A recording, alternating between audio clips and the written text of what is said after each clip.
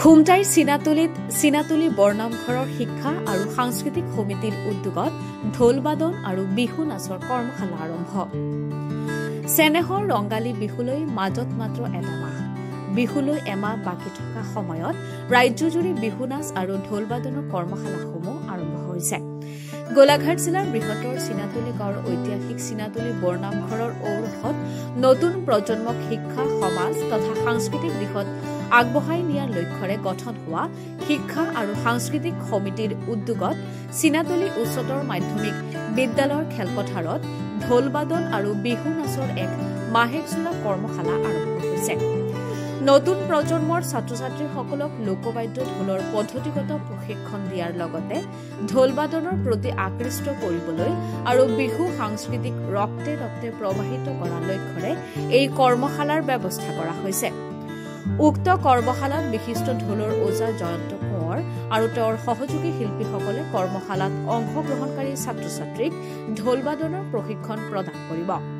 লগতে এপ্ৰিলৰ পৰা এই কৰ্মশালাত বিহু নাচৰ প্ৰশিক্ষণ আৰম্ভ হ'ব, য'ত লতাশিল বিহু কুঁৱৰী, বিহু ৰাণী, অসম কুঁৱৰী তথা অসম বিহুৱতী খিতাপ বিজয়ী প্ৰাঞ্জলিকা হাজৰিকাই ছাত্ৰ ছাত্ৰীসকলক বিহু নাচৰ পদ্ধতিগত প্ৰশিক্ষণ প্ৰদান কৰিব।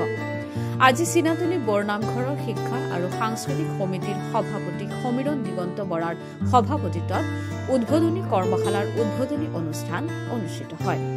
শিক্ষা সাংস্কৃতিক সমিতিৰ মুখ্য সম্পাদক মাধুৰ্য দত্তই আঁত ধৰা এই উদ্বোধনী অনুষ্ঠানত চিনাতলী বৰনামঘৰৰ সমাজ পৰিষদৰ সভাপতি ৰেৱকান্ত শইকীয়া, বৰনামঘৰ পৰিষদৰ সম্পাদক ৰাজীৱ বৰা, সীমান্ত বৰা, বুবু হাজৰিকা, উপদেষ্টা পৰিষদৰ অধ্যক্ষ শিৱ বৰা, চিনাতলী বৰনামঘৰৰ কৰ্ম পৰিষদৰ সম্পাদক সঞ্জীৱ হাজৰিকা, চিনাতলীৰ বিশিষ্ট ঢুলীয়া শিল্পী ধনীৰাম শইকীয়া, সৰ্বেশ্বৰ শইকীয়া, প্ৰদ্যুমন শইকীয়া, সমাজ পৰিষদৰ সদস্য তথা বিশিষ্ট সমাজকৰ্মী শ্ৰীমন্ত তামুলী শইকীয়াকে ধৰি কেইবাগৰাকীও গণ্যমান্য বিশিষ্ট ব্যক্তিক সম্বৰ্ধনা জনোৱা হয়।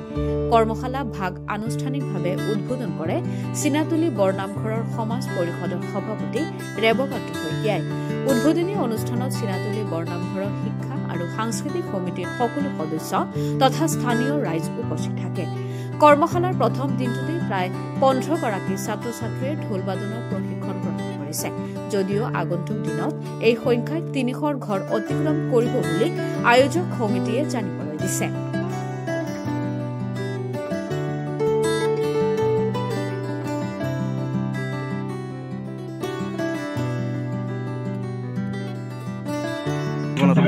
হয়, ইতিমধ্যে আপোনালোকে জানে যে গোলাঘাট জিলাৰ এখন ঐতিহাসিক গাঁও চিনাতলী, আৰু চিনাতলী বৰনামঘৰ সমাজ পৰিষদৰ অন্তৰ্গত এখন কমিটি আছে, আৰু সেই কমিটি হ'ল শিক্ষা আৰু সাংস্কৃতিক সমিতি।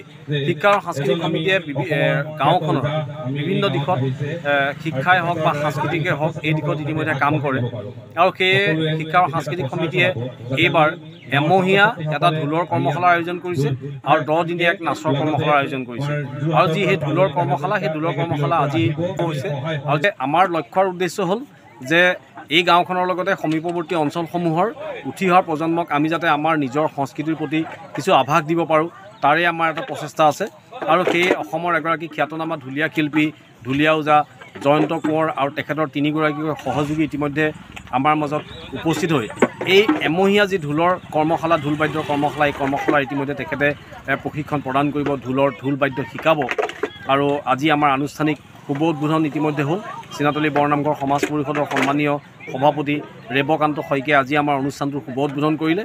গতিকে আজি প্ৰথম দিনটোতে আমি দেখিলোঁ যে পৰীক্ষাৰ মাজতো 10জন ছাত্ৰ ছাত্ৰী আহি আজি আমাৰ ঢোল বাদ্যৰ কৰ্মশালাত শিক্ষা গ্ৰহণ কৰিলে। ঢোলৰ পৰা প্ৰায় 60গৰাকী ছাত্ৰ ছাত্ৰী আমাৰ এই ঢোল বাদ্যৰ কৰ্মশালালৈ আহিব, আৰু প্ৰায় 200ৰো অধিক নাচনী, সৰু ডাঙৰ মিলাই 200ৰো অধিক নাচনীয়ে অহা 1 এপ্ৰিলৰ পৰা 10 এপ্ৰিললৈকে আমাৰ যি নাচৰ কৰ্মশালা হ'ব তাত অংশগ্ৰহণ কৰিব।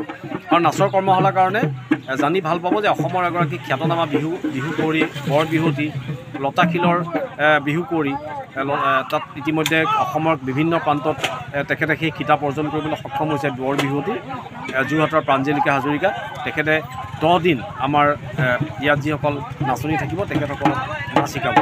গতিকে আমি আশাবাদী, আমাৰ এটা লক্ষ্য যে অসমীয়াৰ সংস্কৃতি, অসমীয়াক নিজৰ পৰিচয় হিচাপে আমি যদি জীয়াই ৰাখিব বিচাৰোঁ তেতিয়াহ'লে আমাৰ বিহু হ'ল আমাৰ মূল উৎস। গতিকে বিহু আমি জাতীয় উৎসৱ হিচাপে বিহু আমাৰ সকলোৰে তাত থাকিব লাগিব। ঢোল বজোৱাই হওক, পেঁপা বজোৱাই হওক, বিহু নামেই হওক, এইখিনি আমাৰ সকলোৰে দেহত থাকিব লাগিব।